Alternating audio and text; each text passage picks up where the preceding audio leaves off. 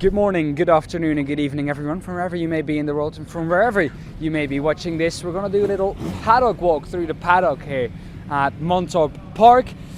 We're here for the spring races, 6th and 7th of May these races have run, and it's an interesting one. Legends cars, radicals, Formula Nordic, GT4s, everything is here.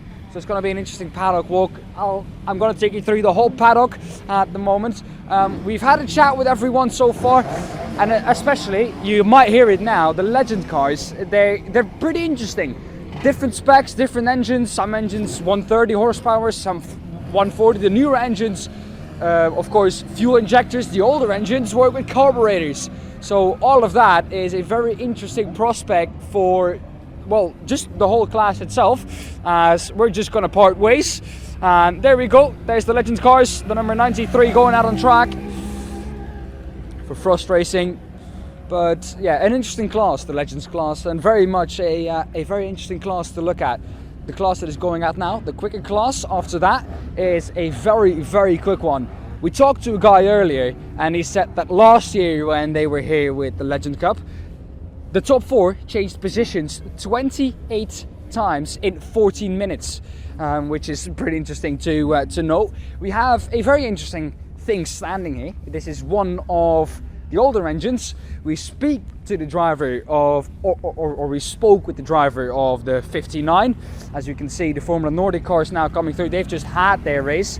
Don't know the result, couldn't quite look at it, but I have a feeling that the 88 did not finish on the podium, because usually if I just have a quick wander around here, I think the podium is right around the corner actually. There we go, let's take a look at the podium. Who finished where? Looks like it's the 26 and the 47 and the 16 on the podium, I think in the order that they're standing. So the 47 in second, the 16 in first, and the 27 in third. Let's have a look back at the engine again. But yeah, interesting. So that race is finished now. That has come to an end. So we're going to take a look at the engine real quick. I spoke to the driver of this 59, the winner of that first group of the Legends cars. And well, he won the race, was very quick, said that he had an engine failure in qualifying, and this is the engine that failed. What he said is that the battery was, well, there was something wrong with the battery, so the alternator already started doing some crazy things. After that, of course, a spark plug got knocked too, so it started misfiring, and at that point his qualifying was over. It couldn't get out anymore. But this is an interesting prospect here. We can see everything. We can see the spark plugs, we can see the fuel rib, we can touch it. Since this is an old engine, the drivers were not allowed to touch the car until about 30 minutes after the race. But you can see everything here. You can see the fuel rail from the fuel injectors, which the new engines have. The older engines, like I said, work with a carburetor, so they do not have this fuel rail. The engine that is in the car now, they had to completely rebuild everything, because electronically everything was different about the car after they took it apart. So this engine blown, not good anymore. He blew about 3 engines in the last 2 weeks. And if you just have a quick wander around to the other side, that driver did exactly the same thing. So it's a pretty interesting one. The paddock here in this area is pretty empty now. If you have a look around, tents are completely empty. The drivers are out on track now. So that's going to be an interesting one for the second group of the Legends, the quicker group of the two.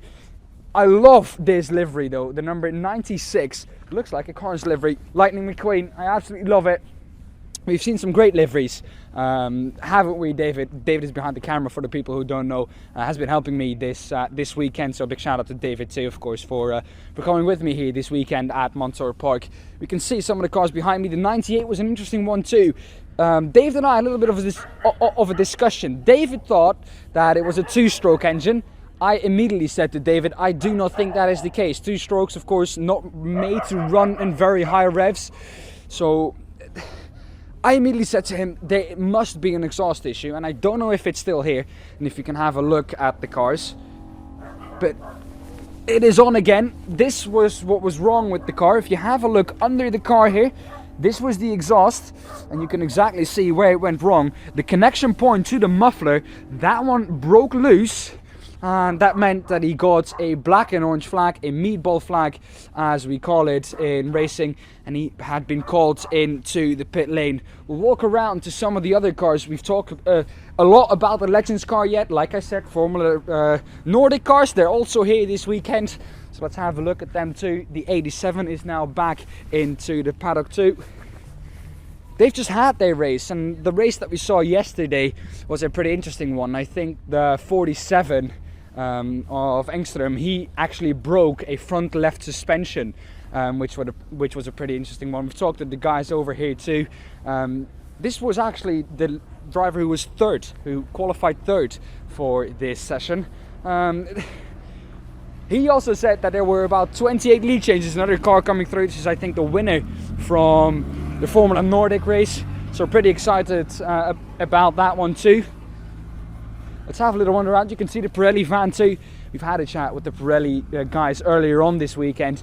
They had us, well, they gave us an interesting look around in the Pirelli tent, which, let's be honest, Pirelli with Formula 1 has had some, they've had some pretty harsh, let's say,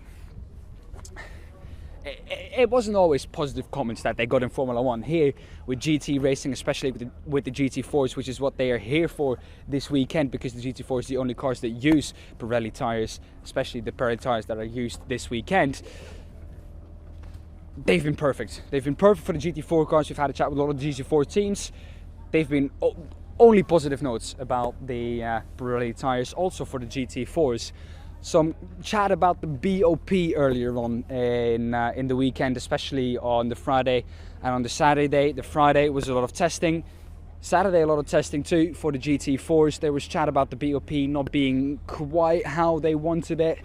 P1, however, was about 3.5 seconds ahead during qualifying of P3, and you can tell me everything, but you can't tell me that 3.5 seconds comes from driver alone. A driver and setup, maybe you give it a second, 1.5, 2 seconds, but 3.5 seconds, that to me looks like it's a bit sketchy with the BOP at least. And something that I want to talk about is also the Supras. The first time I've seen the Supras in person, I think they look like absolutely crazy cars. The Supra, always been a fan of Toyota, and especially with the Supras, how they've been here this weekend. Sound amazing, look amazing, just amazing cars in general. Let's have a look around, like I said, at the Formula Nordic cars. The 55 here doing a great job as the podium guys come through now. Oscar Pedersen behind, I think, Engström. Here they go, 47 turns into his garage. There they go. It's I haven't seen the race. It looks like both of the cars still intact, not too much contact between the two. 55 here, out on track. We won't attack him now. We'll give him some time to. You want to do an interview? There we go. Well, quickly explain to the viewers at home. Yeah. Who are you? What do you do? And how did the race go? My name is Christer Otterström, and I drive Formula Nordic. And the race didn't go as planned because I was in a third position the whole race, and suddenly at the end the car was feeling quite unstable, or just really not so good, and then I lost the third place and then ended up in fourth.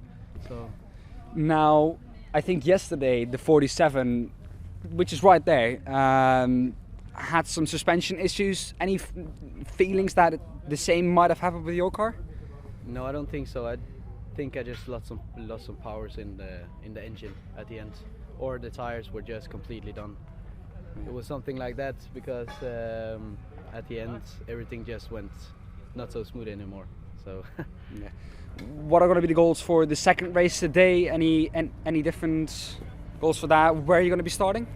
The next race now, or the last race, I'm going to start in fourth position. So we're not quite sure if we're going to put on some new tires or we're just going to stick with these. But we are going to look at the what do you call the back of the the back of the car, because I didn't get any slipstream at all. Anything on the car in front. So we're going to take a look on the car to make it go faster to the next race. There we go. Thank you very much. Well, some unlucky things there. The engine might have caused that. We don't know. The driver don't know. The team doesn't know.